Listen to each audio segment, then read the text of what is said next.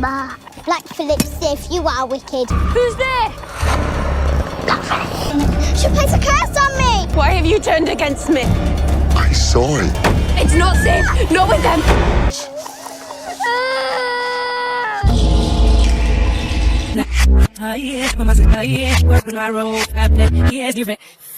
William and his family are on trial in their Massachusetts Puritan community. We are your judges, and not you ours. I cannot be judged by false Christians. William and his beliefs are too extremist even for the pilgrim. He has a wife, Catherine, and 4 kids, Thomason, Caleb, and a set of twins, Mercy and Jonas. They all make their way out of the community. William didn't even beg for once because he insisted he did nothing wrong. So they're banished from the community. After one last good look on their way out, the gates are shut to them forever. For their new home, William picks a clearing near some woods.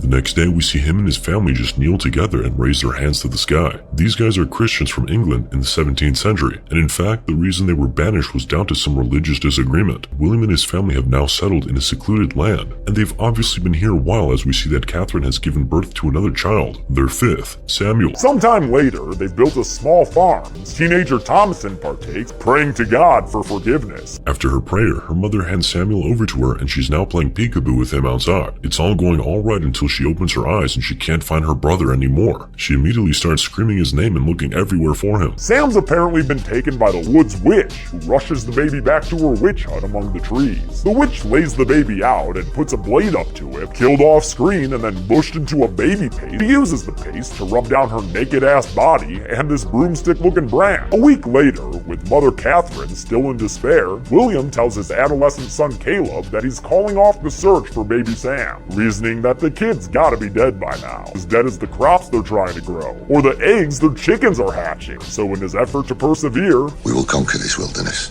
It will not consume us. William takes Caleb into the woods with their dog Fowler to check their animal traps. As they walk through the woods, William reminds him of original sin and what it means for his soul. My corrupt nature is empty of grace. And your animal traps are empty of food. Caleb is now asking his dad why he and mom have refused to even mention Samuel's name since his disappearance, but William manages to calm his son down. He also reveals to his son that he traded Catherine's silver cup for hunting supplies, but warns his son not to speak of this to her. He says he'll tell her himself when she's done grieving. On their way back home, the boys see a spooky hare who stares them down. He somehow injures himself. Now back at the house, the twins are really tormenting the family's goat. Being chased by the youngest of their clan, twins Jonas and Mercy, who scream a little song at him. Black Phillip! Black Phillip! William arrives right in time and puts Black Phillip back in the pan. He falls in the process, and what will the kids do? They laugh. Catherine now comes out. She asks William why he just disappeared this morning, but it's Thomason who gets most of the tongue lashing. Catherine is asking her why she didn't look after her younger siblings. She now tells her to go and tend to her father. Catherine is still mad at William, so Caleb steps in and tries to cover up for his dad by telling her that they went to find apples. He says he thought he saw apples in the valley. She comes and lovingly touches Caleb's face and says it's all cool. She just doesn't want him going into the woods. William chopping logs without a shirt on. Thomason is washing some clothes in a creek when Caleb comes over and peeks at her décolletage. Caleb is confused by and ashamed of his sister's burgeoning sexuality, but that doesn't stop him from getting into an ungodly pickle fight with her. They're interrupted by the little twin girl Mercy calling herself the Witch of the Woods and telling them that that's who took baby Sam, not a wolf, which is the family's working theory right now. It were a wolf stole Sam. A witch! I've seen her in her riding cloak about the wood. Father showed me the tracks. It was a witch! Since Mercy's an annoying little git, Thomason now cuts in and tells Mercy that she's right. A witch indeed took Sam, and that she, Thomason that is the witch. 'Twas I what stole him.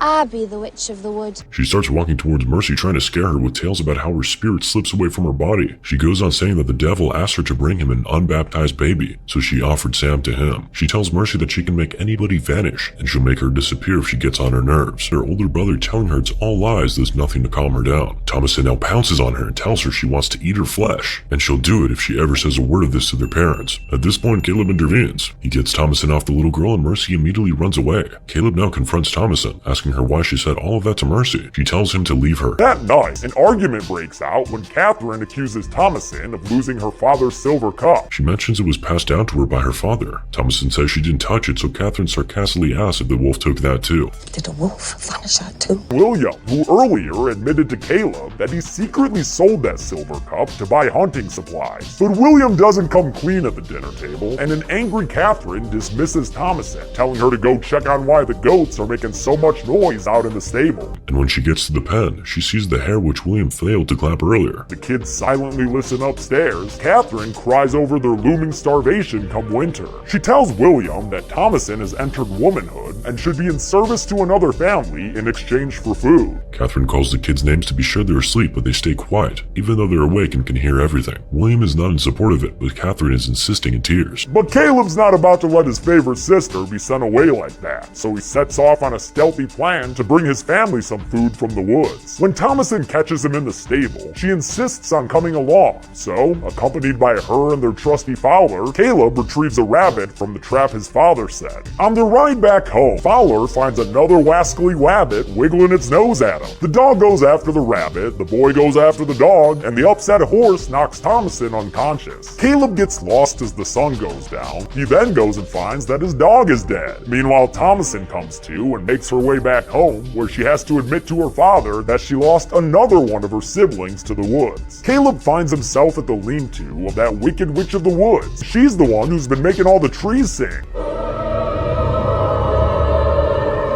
The woods witch first seduces the young Caleb and then kidnaps him with an older-looking hand. That night, a storm rages on outside. Catherine is scolding Thomason while William is preparing to go in search of Caleb, and he's going in spite of protests from his wife and kids. William confesses that he took her father's cup and sold it. He apologizes to Catherine, and Thomason also confessed that it was he who took Caleb to the woods yesterday to hunt. Catherine walks out in anger and is really lashing out at William. William follows her, promising to find Caleb. She thinks he'll only go out and get himself clapped. As William is trying to calm her down, she strikes him in the face. Now they're all back in the house. Thomason is helping her dad stop the bleeding from his nose. She then asks to step outside to tend to the goat, and her mother lets her go. That turns out to be the right decision as she spots Caleb outside. The kid's already back, just wet, naked, and afraid. Caleb is fucked up, and it doesn't help that their best form of treatment right now is some bloodletting. They immediately take him inside and tend to him. The next morning, the twins get all up in Black Phillip's face and say that the goat told them Thomason's to blame for Caleb's state. Black Phillip safe, you are wicked. He told me too. The other goats straight up milking bad blood. Everybody's shocked to see that. Back inside the house, we see Catherine praying over Caleb when William comes in. She tells her husband that all this has to be witchcraft, but William thinks the idea is ridiculous. He tells her that they'll head to the plantation tomorrow to find Thomason a good family, and Caleb a doctor who'll tell them if this is natural or not. Later, while the entire family is outside doing one thing or another, they hear a scream from inside and immediately run in to check on Caleb. Caleb all of a sudden starts yelling out a bunch of crazy shit and contorting around in a damn sweat. Great, and now he's refusing to open his mouth. William has to pry it open, and when he does, Caleb vomits a rotten apple. Catherine has a good idea why. He was witched. Did she? No! The Shitspackle twins cry out that Thomason's a witch who's responsible for all their ills. But while Catherine is receptive to the claim, William remains skeptical. He asks Thomason if she's a witch. William now tells Thomason to get on her knees, and goes on to ask her some questions. He asks her if she loves the Bible and prayer, and she says yes. Thomason says she's not a witch. William instructs all of them to pray for Caleb, but the twins now say they can't remember the Lord's Prayer. But the twins claim Thomason's witchcraft for their faulty memory. But then they start convulsing, and Caleb starts convulsing too. His parents and older sister now join hands together and pray the Psalm 23 prayer together, and that calms him. It's all smiles in the room now. Caleb now declares his love for Christ with a big smile on his face. Before lying back in some sort of ecstasy and delivering a sonnet to JC. My lord, my love, kiss me with the kisses of thy mouth. But then he ends his little speech by asking Christ to take him to his lap, and he just lays back down and dies peacefully. With Jonas and Mercy still acting all bewitched, Catherine shouts Thomason the potential witch out of the house. And although her father William is more sympathetic, he admits that he too believes that Thomason has made some sort of evil bargain, causing the family's hardships. I saw the serpent in my son. You stop that, Brad. They lie. I saw it. When he begs her to tell him the truth, Price can undo the bargain she has made with the devil if only she tell the truth. the truth that he's a lying hypocrite since he let her take the blame for Catherine's missing silver cup. She insults his farming and trapping skills, which gets him pretty mad, and then turns the accusation of witchcraft around on the twins. She says they're always talking to that bastard Black Phillip, and that the goat's probably the gosh dang devil himself. William drags her inside and makes her share her theory with Catherine. Jonas and Mercy. They make covenant with the devil in the shape of Black Phillip. When the twins refuse to respond, William gives up and decides that he can't believe any of his potentially evil children. He obviously doesn't know who the culprit is, so he takes all 3 of his kids and seals them in the goat's house, and says they'll head back to the plantation the following day. In the goat house, Thomason asks the twins if they're witches. They say they're not, and asks her the same thing. She says she's not either. Then she asks them if Black Phillip really speaks to them, but they don't reply. Later that evening, we see William and Catherine burying Caleb. Catherine goes into the grave to lie with her son one last time. At night, William Cries and begs God to save him and his children, who just can't help being bad. They cannot tame their natural evil. Catherine is hallucinating. She's seeing an apparition of Caleb holding Samuel, and Caleb now tells her she can see them often, Mother, we have longed to see you so. and asks her if she'll take a look at a book. She tells him to hold on a bit because she needs to feed Samuel, but as it turns out, that's not Samuel. It's a Raven pecking at your nipple. They hear something scuttle across the roof and fall into the nearby hay. Why don't you kids go see what that is? The children in the pen can now see the witch drinking blood from the goat's udder. The next morning, William wakes up with a shame over so bad he doesn't even notice his wife's bloody boob. He goes outside and finds the barn in pieces and the non-Black Phillip goat's dead. And Thomason is lying there near unconscious. The twins, however, are nowhere in sight, but before he can even properly process what has happened, Black Phillip attacks him with his horns, leaving him bloody, with blood pouring out of his mouth. William briefly considers fighting back with his wood chopping axe, but decides to give up and simply deliver some bitter last words. Corruption.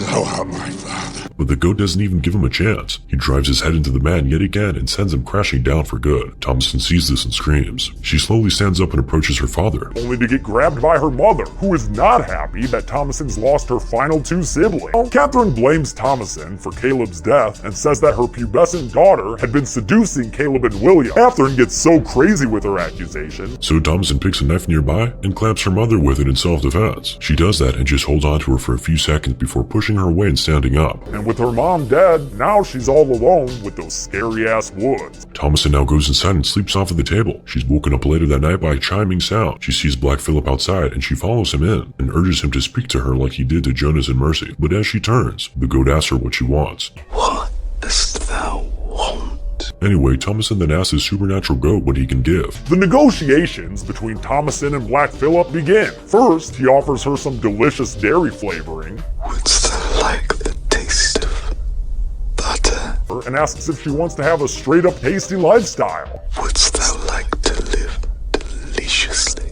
She asks what he wants from her in return, so Black Phillip shows her a book, tells her to sign her name there. And when she admits to her illiteracy, he says it's not a problem. Black Phillip, by the way, has now turned into a human man, and he puts his hand around her shoulder and tells her he'll guide her hand to write her name. I will guide thy hand. Now we see Thomason walking into the woods with Black Phillip, back to being a goat, following her. She arrives at a bonfire. A bunch of witches are making incantations around the fire.